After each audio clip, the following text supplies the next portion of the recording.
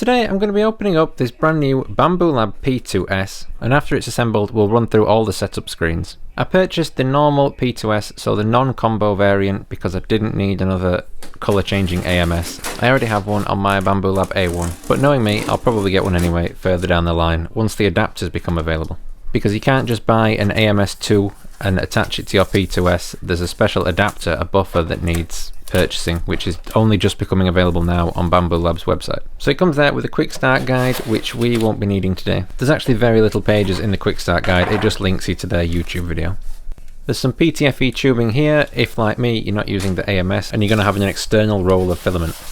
I would just like to say that Bambu Lab's packaging is actually really cool, and how it has their name written everywhere. They do send them really well packaged. I've rarely seen cases where the glass has been broken and people have had to return them. They give you a nice little notice on top here to grab hold of these two handles if you like, and then give the thing a yank and it'll all come out in one piece. Apple's next iPhone should be taking notes. Now they make all this look so simple on the Bambu Lab instructional video, but I couldn't get any of these plastic bag seams to open, so I had to attack it all with the scissors. Now the reason I got this printer is because I'm trying to make short content and long content for YouTube. And my Bambu Lab A1 is running pretty much 24 hours a day and it's really starting to struggle, so I thought that I'd treat myself for Christmas to this P2S model. It is the same bed size as the A1, but I should still be able to do some interesting single prints while my other printer is engaged.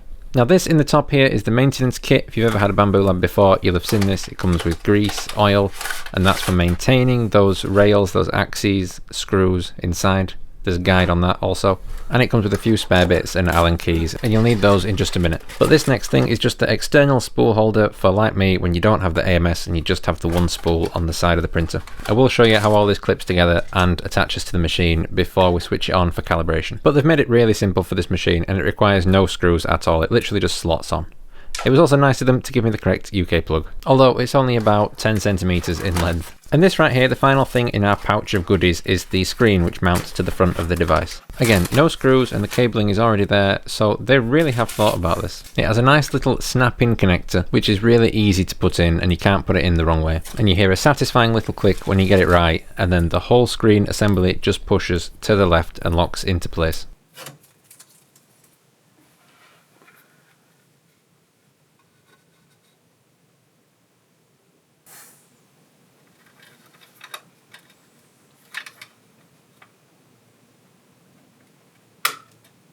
If only every click could be that satisfying. This screen is also such a massive upgrade over the screen on the P1S, and it's more comparable to the X1C, H2D and the newer, more expensive Bambu Lab range.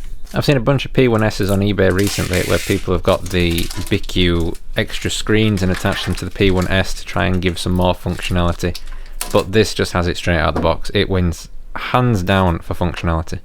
And obviously it's going to get a lot more software support than the P1S is now that that's starting to depreciate. But don't get me wrong, that's still an awesome machine. And mods are able to squeeze even more life out of it, which is amazing. At this part there's 3 of these green bluey zip ties that you just need to cut off, and then the whole tool head assembly will come forward and you can get to that packing piece. You can see it in a second, there's like a packing foam piece that needs to come out before you start printing. There are a bunch of things that just need verifying, just a quick glance in this printer before you start printing. Otherwise it's going to have a very fun calibration. So take those zip ties off and take that packing piece out. On the bottom level here we have 3 of these screws, and you're going to want to use the long Allen key that came in the box. I really struggled to find the third one of these, I didn't actually know there was 3. And I'll show you that one in a second that's all the way at the back. But these are just to keep that bed level for when it's being transported.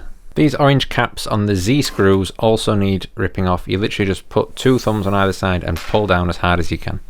And yes, don't forget about this screw at the back. You have 2 either side at the front, but that one in the back is hiding just a little bit. And I also took that tape off the filter just to the right.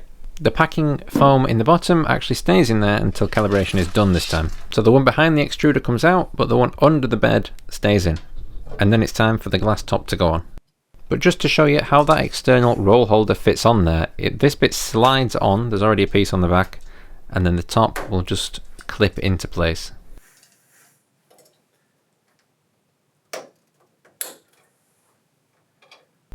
And then if you've never done this on a Bambu Lab printer before, it's quite simple, but you just need the small piece of PTFE from that bag, so it's a plastic pipe, and basically all you do is shove it in one end of there. It's like a shark bite fitting kind of thing, so You just push it in basically and it just grips that PTFE tube. You don't really need to do anything else, you just push it in and it'll grip. And that's the installation of the external holder.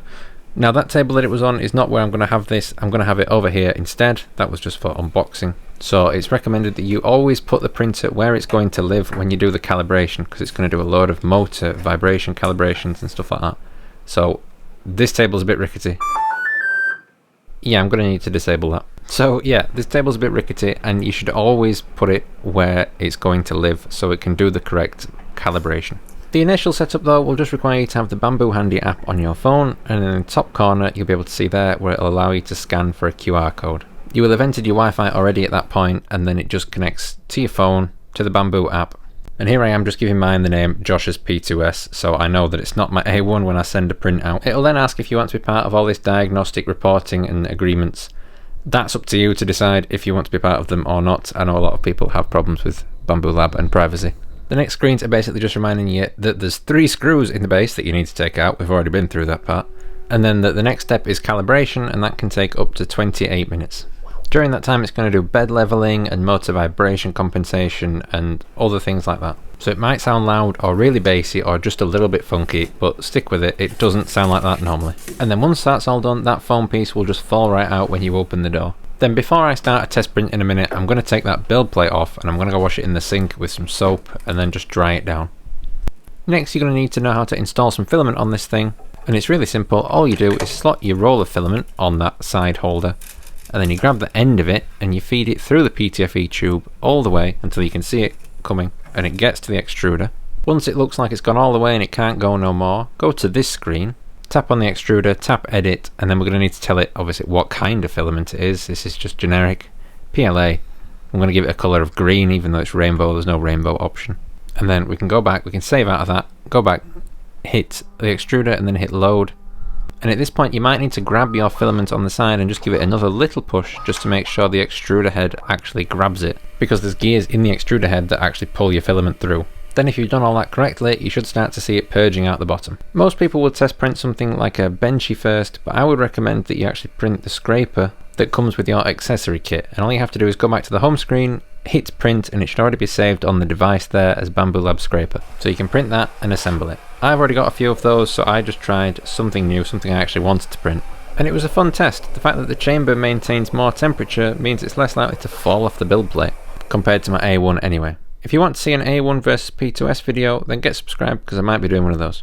And the camera quality inside is also excellent if you wanted to see that. But thanks for coming and watching my unboxing of the P2S, and I shall see you again very soon.